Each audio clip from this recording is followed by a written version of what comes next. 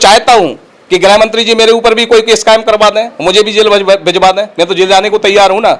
और विकास के नाम पर करोड़ों रुपए लूटा जा रहा है। वही नरोत्तम मिश्र जी यहाँ दतिया आते हैं, सप्ताह में 2-3 दिन जो टाइम देते हैं, उन्हें भी ये विकास अपना दिखाई देता है कि भैया हमारा कितना बड़ा विकास है यहाँ। डॉक्टर नरोत्तम मिश्रा की तो छोड़िए आप, नरोत्तम मिश्रा के जो बॉस हैं उनका सीधा सीधा ये है, बोले झूठा है लेना और झूठा है देना और झूठा है भोजन और झूठ चबेना। उन्होंने ये महापाप किया है और जिसका खामियाजा उन्हें 2023 के चुनाव में भुगतना पड़ेगा। मैं हूं राजा भैया पाल, इस समय दतिया विधानसभा में हूं और दतिया में आज हमारे बीच मिश्रा को लेकर तमाम मुद्दों पर हम चर्चा करेंगे। स्वागत है हमारे चैनल पर सर। जी धन्यवाद जी। जी अनिल भार्गव जी, जिस तरीके से आपकी चर्चा दतिया में आ रही है, क्या सत्यता है कि आप विधानसभा से टिकट मांग रहे हैं दतिया से कांग्रेस से? जी देखिए, सबसे पहले तो हमारे जो नेता हैं माननीय कमलनाथ जी, और कमलनाथ जी का यदि आदेश होगा तो जरूर दतिया से चुनाव लड़ूंगा। और यही मैंने एक माननीय कमलनाथ जी से कहा था, जब कमलनाथ जी ने मेरे से कहा कि गृह मंत्री के खिलाफ लड़ लोगे, तो मैंने कहा कि महोदय यदि आपका आशीर्वाद होगा तो गृह मंत्री तो क्या, यदि आप बुधनी से शिवराज सिंह चौहान के खिलाफ भी कहेंगे तो मैं वहां से लड़ने को तैयार हूं। अनिल भार्गव जी, आपका विजन क्या होगा? दतिया की जनता आपको देख रही है। जी, मेरा सबसे पहले विजन दतिया के लिए, यदि मेरे नेता मेरे ऊपर विश्वास करते हैं और दतिया से मेरे को टिकट दिया जाता है और यदि मैं विधायक बनता हूं, तो सबसे पहले मेरा विजन होगा कि दतिया में जो मेरे जो नवयुवक बेरोजगार जो युवा हैं, सबसे पहले उनके लिए रोजगार देना, और कहीं ना कहीं मैं ऐसी कोई फैक्ट्री या ऐसा कोई उद्योग के लिए व्यवस्था करूंगा यहाँ कि यहाँ दतिया के हमारे जो बेरोजगार युवा है उनकी बेरोजगारी दूर हो। पहला मेरा विजन ये होगा। दूसरा तो ये आप किसी से छुपा भी नहीं है कि दतिया में जो भ्रष्टाचार, व्यभिचार, अनाचार जो हो रहा है वो तो कोई छुपी हुई बात ही नहीं है। और विकास के नाम पर लगातार देखिए आप कि सड़क आज डाली जाती है और कल उसको खोदी जाती है, परसों पुनः फिर उसको डाली जाती है, अगले दिन फिर उसको खोदी जाती है। ये हमारा विकास है। अब इसको हम क्या कहेंगे, आप ही समझ सकते हो ये क्या है। दतिया में तो सुना है कि गृह मंत्री नरोत्तम मिश्रा ने तो बहुत विकास किया है, लोग कहने लगे हैं कि उदाहरण देने लगे हैं दतिया के, कहाँ तक सच्चाई है? देखिए पत्रकार महोदय जी, आप ही अभी चल के आए होंगे और आप मेरे घर आए होंगे, शायद है कि सड़क से लेकर के यहाँ पर आपको विकास दिखाई दे दिया होगा कि कितना बड़ा विकास है यहाँ। आप देखें कि हर गली में शायद है गांव की तो गली अच्छी होगी, लेकिन दतिया में आप किसी भी गली को देखिए, किसी भी वार्ड में जाइए, हर जगह सड़कें खुदी हुई पड़ी हैं और केवल विकास के नाम पर करोड़ों रुपए लूटा जा रहा है और जनता से विकास की बातें की जा रही हैं। मुझे तो बड़ा हास्यास्पद, बड़ा वैसा अचंभा लगता है ये लोग जो बात करते हैं विकास की, कि भाई सारी स्थिति आपसे छुपी हुई नहीं है।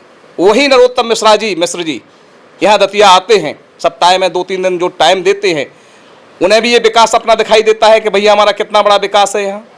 मैं तो उनसे भी ये पूछना चाहता हूँ कि आप भी किसी गली मोहल्ले में जाते हैं और यहाँ करोड़ों अरबों रुपए जो यहाँ खर्च हो रहा है, सीता सागर के नाम पर करोड़ों रुपए आया, लेकिन सीता सागर की स्थिति जस की तस है। अब आप बताइए, इसको विकास कहेंगे क्या? ऐसा भी माना जाता है कि माननीय गृह मंत्री डॉक्टर नरोत्तम मिश्रा जी यहाँ पर इंडस्ट्री भी लाए थे जी। क्या वो इंडस्ट्री अभी बनी कि नहीं बनी? देखिए, ये तो डॉक्टर नरोत्तम मिश्रा की तो छोड़िए आप, नरोत्तम मिश्रा के जो बॉस हैं माननीय शिवराज सिंह चौहान जी, आए दिन वो नारियल लेकर के चलते हैं और कहीं उनकी फैक्ट्रियां, कहीं उनकी वो शिलान्यास, ये कार्यक्रम उनके ये झूठ का वो कार्यक्रम चलता रहता है। आप देखिए, सबसे पहले तो मैं आपसे ये बताना चाहता हूँ कि भाजपा प्रारंभ से ही केवल झूठ की राजनीति करती है। उनका सीधा सीधा ये है, बोले झूठा है लेना और झूठा है देना और झूठा है भोजन और झूठ चबेना, केवल झूठ की राजनीति। बात किसकी करती है? भगवान राम की बात करती है, और राम पथगमन कौन बनवाते हैं? माननीय कमलनाथ जी बनवाते हैं। गाय की बात करती है भाजपा, और गाय के लिए गौशालाएं माननीय कमलनाथ जी बनवाते हैं। गरीब की बात करती है भाजपा, और गरीब के लिए 300 से लेकर 600 और 1000 तक माननीय हमारे कमलनाथ जी पेंशन करते हैं। तो विचार करिए कि इनकी कथनी करनी में इनका दोहरा चरित्र है, कहते कुछ हैं करते कुछ हैं। 1000 रुपये लाडली बहनों को तो दे रहे हैं, जो आपकी कांग्रेस की सरकार नहीं देती थी। देखिए, जहां 1000 वाली बात है, तो मैं 1000 वाली बात के लिए मैं आपसे बताना चाहता हूं, बहुत अच्छा प्रश्न किया आपने, कि माननीय जो शिवराज सिंह चौहान ने जो 1000 रुपये बहनों के लिए कहा है, उसमें बहुत बड़ा छलावा है। शिवराज सिंह चौहान ने अपनी बुद्धि रूपी छलनी से उस योजना को लागू किया है। और क्या किया है? बुद्धि रूपी छलनी से उसको छान दिया है। कैसे? बोले जो 23 वर्ष से नीचे जो होगी वो हमारी बहना की श्रेणी में नहीं आएगी, जो 60 वर्ष से ऊपर होगी वो हमारी बहना की श्रेणी में नहीं आएगी, जिसके घर में ट्रैक्टर होगा, कोई वाहन होगा, वो हमारी बहना की श्रेणी में नहीं आएगी, और जिसके यहाँ कोई पेंशन कर्मचारी है वो हमारी बहना की। भैया फिर बहना आपकी फिर कौन सी बहना की श्रेणी में आएगी? तो एक कहीं ना कहीं नारी शक्ति के साथ छलावा है। और इसी छलावा को देखते हुए हमारे माननीय कमलनाथ जी ने हमारे वेदों में कहा है, शास्त्रों में कहा है कि यत्र नार्यस्तु पूजन्ते और रमन्ते तत्र देवता। जहां नारी का सम्मान होता है वहां देवता भी निवास करते हैं। इसलिए माननीय कमलनाथ जी ने एक योजना शुरू की, उस योजना का नाम है नारी सम्मान योजना। और उस योजना के तहत माननीय कमलनाथ जी ने कहा कि हम हर महिला के लिए 1500 रुपए देंगे। दूसरा, शिवराज सिंह चौहान जो 1000 रुपए दे रहे हैं, और वो भी कुछ महिलाओं के, कुछ मात्र नारी शक्ति के लिए, उसमें से देखिए आपके 1200 रुपए सिलेंडर के रूप में ले रहे हैं। भैया दे क्या रहे हैं? केवल कहीं ना कहीं धोखा। और माननीय कमलनाथ जी ने कहा है कि हम प्रति माह हर नारी को 1500 रुपए देंगे, और उसके साथ साथ में 500 रुपए में सिलेंडर भी देंगे। तो विचार करिए कि 1500 वो और 700 रुपए सिलेंडर के बचते हैं, तो कितना हुआ? माननीय कमलनाथ जी की तरफ से हर महिला के लिए 2200 रुपए लगभग हर महीने खाते में आएंगे। एक बड़ा सवाल करना चाहेंगे, कमलनाथ जी की सरकार ने 2 लाख तक का कर्जा माफ करने की बात कही थी किसानों की, अभी जनता कहती है कि कर्जा माफ नहीं हुआ है। बहुत बहुत धन्यवाद जो आपने ये प्रश्न किया। मैं चाहता था कि आप ऐसा प्रश्न करिए मेरे से। देखिए, ये भाजपा वाले बहुत माहिर हैं, जे सच को भी झूठ में सिद्ध करने की काबिलियत रखते हैं, मैं तो ये कहूंगा। और बहुत अच्छे नौटंकीबाज, बहरूपिये कहें, इन्हें क्या कहें। तो इन्होंने जो जनता को गुमराह करते हैं और कहते हैं कि कमलनाथ जी ने कर्ज माफ नहीं किया है। मैं सबसे पहले तो ये पूछना चाहता हूं कि माननीय कमलनाथ जी जिस समय मुख्यमंत्री बने और जिस दिन उन्होंने मुख्यमंत्री की शपथ ली, उसी दिन उन्होंने सबसे पहले कर्ज माफी की फाइल को मंच पर मंगाया, स्टेज पर, और सबसे पहले कर्ज माफी की फाइल पर हस्ताक्षर किए, और उसी दिन से कर्ज माफी की प्रक्रिया प्रारंभ हुई। लेकिन वो कर्ज माफी की प्रक्रिया कैसी थी, मैं वही चीज आपको बताने जा रहा हूं। कर्ज माफी को माननीय कमलनाथ जी ने 4 भागों में बांटा। पहला, 1 रुपए से लेकर के जिसके ऊपर 50,000 तक का कर्ज है उसको पहले चरण में रखा। जिसके ऊपर 50,000 से लेकर के 1 लाख तक का कर्ज था किसानों के ऊपर, उसको दूसरे चरण में रखा। जिन किसानों के ऊपर 1 लाख से 1.5 लाख रुपए तक का कर्ज था उसको तीसरे चरण में रखा।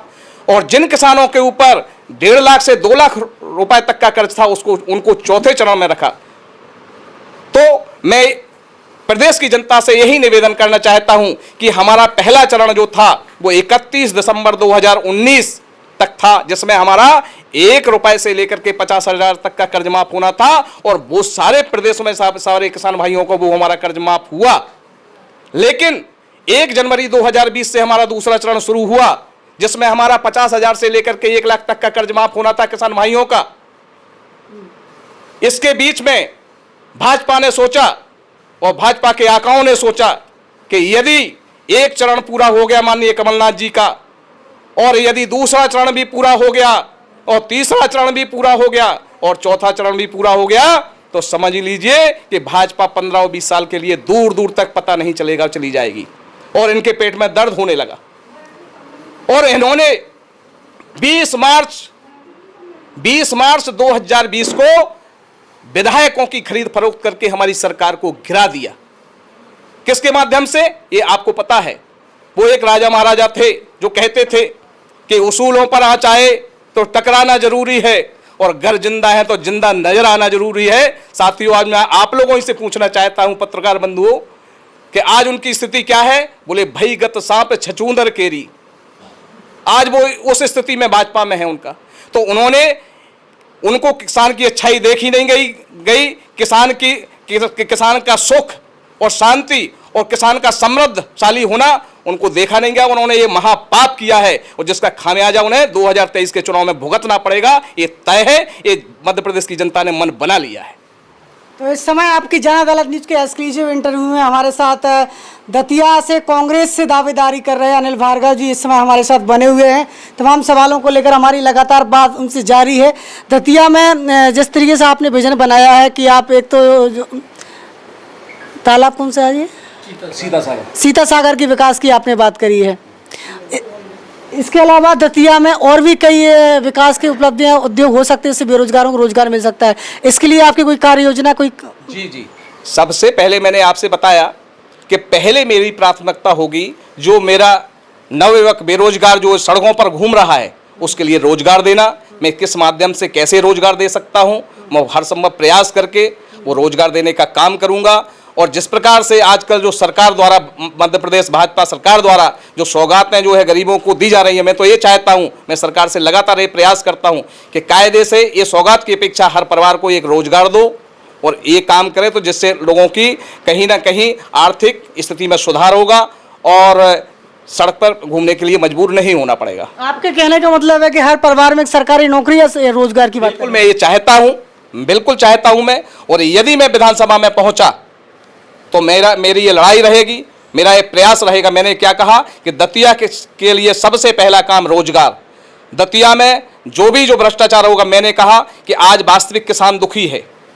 आज सबसे ज़्यादा यदि देखा जाए तो किसान दुखी है, मेरा मजदूर वर्ग दुखी है। किसान से देखिए आप, वो राजस्व में किसी भी काम के लिए जाता है, बिना पैसे के काम नहीं होता है। मैं आपसे एक वादा करता हूँ, यदि जनता ने मुझे मौका दिया और मेरे नेतृत्व ने मुझे मौका दिया तो ये मैं आज ये बोल रहा हूं आप लोगों के बीच में कि निःशुल्क किसी भी किसान से या किसी भी भाई से यहां कोई रिश्वत करप्शन नहीं होगा और बिल्कुल निष्पक्ष रूप से सारे अच्छा कार्यक्रम होगा, सारे लोग सुखी रहेंगे। मैं ये आपसे वचन देता हूं। लोग कहते हैं कि पहले बहुत गुंडागर्दी थी दतिया में, जब से नरोत्तम मिश्रा जी आए हैं, गृह मंत्री बने, गुंडागर्दी दतिया की खत्म हो चुकी है, क्या कहना है? भैया, अगर गुंडागिरी की आप बात पूछते हो तो सबसे पहले ये मैं पूछता हूं कि गुंडागिरी की बात करो आप। अभी देखो उन्नाव में ये बलात्कार हो रहा है, आए दिन यहाँ हत्याएं, और आप देख रहे होगे कि सरेआम जो है यहाँ राजघाट तिराहे पे अभी एक व्यक्ति को कुचल के मार डाला, अभी लूट हुई। तो ये पूछ रहा हूँ, गुंडागिरी कम हुई कहाँ, ये तो बताओ। या तो ये होता गुंडागिरी कम होती, मैं इसको स्वीकार करके एक्सेप्ट कैसे करूँ इस बात को कि गुंडागिरी कम हुई? गुंडागिरी बिल्कुल कम नहीं हुई। लगातार आपराधिक प्रवृत्ति के लोग जो है घूम रहे हैं और अपराध को अंजाम दे रहे हैं। और कहीं ना कहीं मैं तो एक बात और कहना चाहता हूं, गृह मंत्री, यहाँ के जो गृह मंत्री हैं बहुत सक्षम व्यक्ति हैं, लेकिन मुझे बड़ा अफसोस होता है गृह मंत्री के सक्षम होने के बाद में कि आप सक्षम होने के बाद और यहाँ पर आप अपराध को नहीं रोक पाए। इससे बड़ा दुर्भाग्य और कुछ हो ही नहीं सकता। आप इतना दमदारी से उनके बारे में बोल रहे हैं, सुना है कि जो उनके बोलते हैं लोग केस दर्ज हो जाता है, आपको डर नहीं लगता उनसे? देखिए, केस कहा है कि जो डर गया वो मर गया। यदि मैं डरा तो फिर मैं फील्ड में चुनाव इकाई के लिए लड़ने का मन बनाता। मैं तो चाहता हूं कि गृह मंत्री जी मेरे ऊपर भी कोई केस कायम करवा दें, मुझे भी जेल भिजवा दें। मैं तो जेल जाने को तैयार हूं ना, और जेल जाने का जनता के हित के लिए, क्योंकि जेल किस में नहीं जाना चाहिए? जेल नहीं जाना चाहिए किसी अपराध में, और जनता के हित के लिए यदि जेल जाना पड़े तो ये तो मैं सौभाग्य मानता हूं अपना। कई एक बार नहीं 100 बार जेल जाने को तैयार हूं मैं। तो इस समय आपकी जन अदालत न्यूज के एक्सक्लूसिव इंटरव्यू में बिंदास तरीके से यहाँ पर बात रखी है अनिल भार्गव जी ने। उनका कहना है कि जनता के हित में यदि मुझे जेल भी जाना पड़े तो जाने के लिए तैयार हूँ। तो दतिया एक्सक्लूसिव इंटरव्यू में आप देख रहे थे अनिल भार्गव जी हमारे साथ बने हुए थे। इस इंटरव्यू को लेकर आपकी क्या राय है नीचे कमेंट बॉक्स में लिखिए। जुड़े रहिए हमारे साथ, फिर किसी बड़ी शख्सियत के साथ हाजिर होंगे। तब तक के लिए नमस्कार, धन्यवाद। से खबर में आपकी जन अदालत के साथ लिमिटेड, रंग है तो जीवन है। Stay home, stay safe.